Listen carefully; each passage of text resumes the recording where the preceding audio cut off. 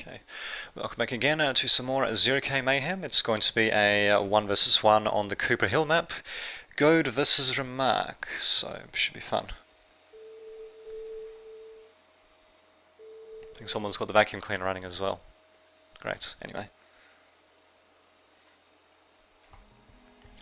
Perfect, so looks like we're going to have RyMarq on the left as gunships and Godde on the left as jump bots. So keep in mind that this hill is bot traversable. Don't think light vehicles or vehicles at all can actually go over it. Nah, I don't think so. Well, actually I'm pretty sure they can't. Maybe this... maybe up this slope, I don't think so really.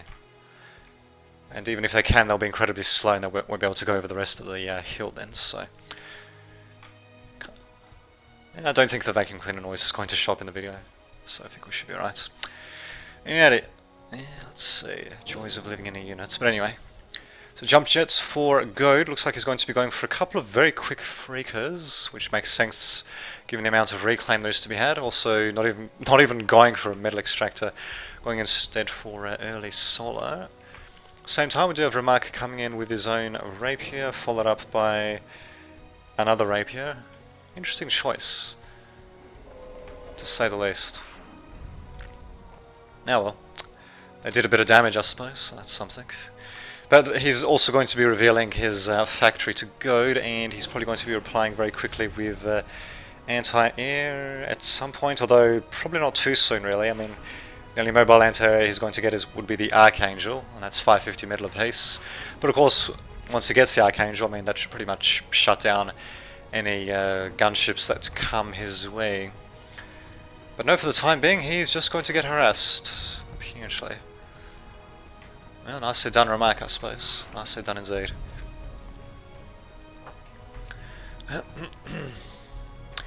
But yeah, I mean, just looking at the sheer economy and all that, I mean, Godde is actually lagging behind in terms of metal. He's in front when it comes to energy, but RyMarq is overall ahead when it comes to economy.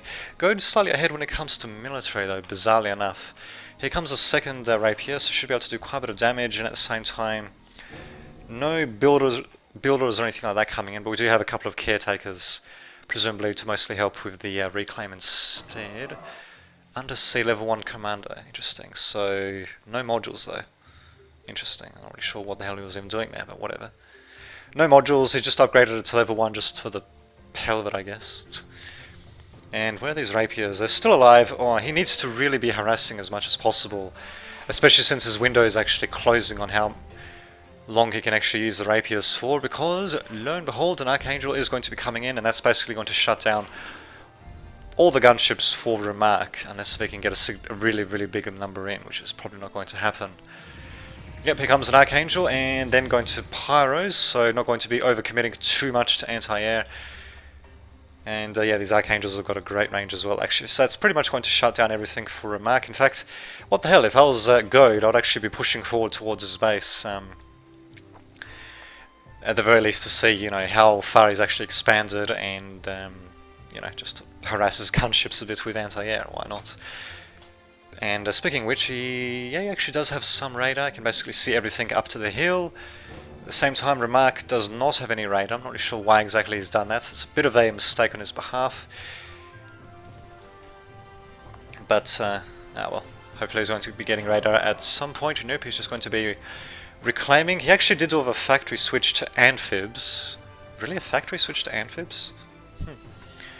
Okay then, and at the very least, Godde is not aware of that at all, but keep in mind as well that Godde only has one single anti-air unit out, and no anti-air buildings either, so I can definitely say his response to RyMarq's gunships was definitely pretty much the right one, really. And yep, he's going to be seeing the scallops as well, actually, so... Yep, now he knows exactly what RyMarq has switched to, and yeah, he can basically counteract pretty easily with moderators, and that's exactly what he's going to be going to. So, yep, we're seeing some pretty good reactions by Godde, but RyMarq on the other hand, he does have the metal advantage, so he needs some energy though, he really does. RyMarq, bizarrely enough, even if he does have a bit of a metal advantage, his army advantage is not that great, probably because quite a bit of it is in the rapiers, which are essentially useless at this point. Well, actually, maybe not entirely useless. I reckon they might be able to do a bit of harassment here and there. I mean, one single Archangel is not going to be able to cover the entire map.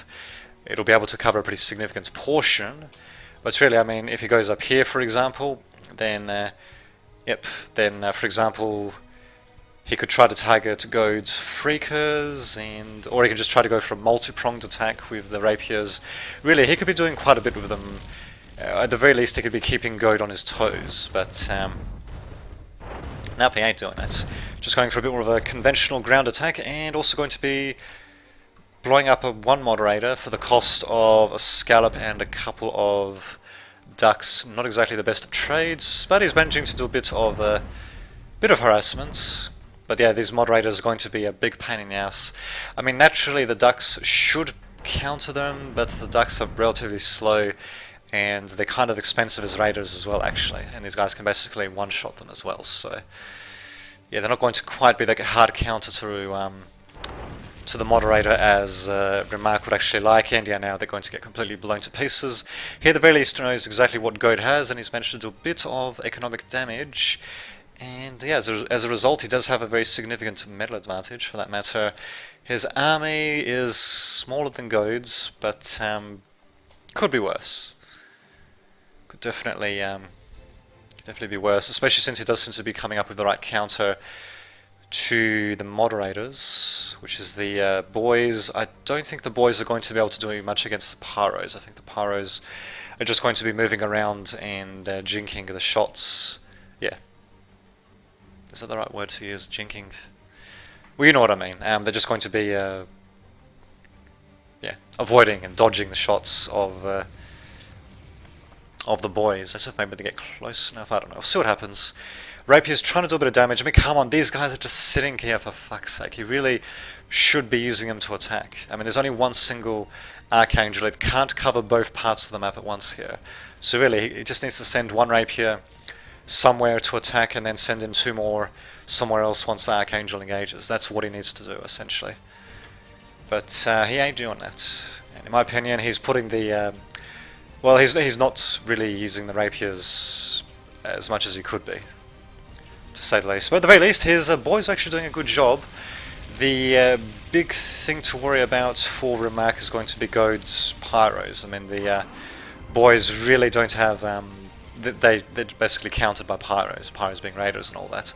The boys being a rather strange, well, they call them an inflatable and amphibious bots, but they're essentially sort of a skirmish bot, really. So obviously they're going to get countered by pyros. Oh, actually, it's too bad RyMarq didn't manage to take out the Archangel. Would have been a pretty good win for him, but nope, didn't happen.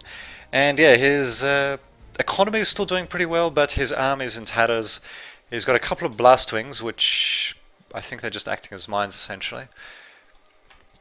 And he's actually going to be going for a grizzly of all things. It might work, provided that he properly supports it. I mean, if he just sends it on his own, maybe. If he just sends it on his own without scallops and ducks to support it, then he's making fucking conches. But anyway, if he sends it without ducks and scallops to support it, it's just going to get torn to shreds, like his boys were. His boys really should have had some scallops and perhaps ducks mixed in as well, just to destroy the pyros that were inevitably going to jump in. Yeah, I'm surprised actually that he went with Mass Boy. I mean, he saw, before his forces were destroyed, he actually did see that Godde mostly had a massive number of pyros, and he still went for Mass Boys without any actual any right defense there, which is a bit of a weird strategy, to say the least. And not only that, he actually did send in his grizzly without any support. He actually even sent it up the hill, where its range would basically be negated as well. I don't know what the hell he's doing, actually. He's made a few critical mistakes there, pretty much cost him the game. Yes, it is viciously steep, and I mean, really, he basically negated the range of the grizzly completely, and it wasn't supported either, actually. So, and I don't think he even had any radar for the entire game either. So definitely a few mistakes adding up there.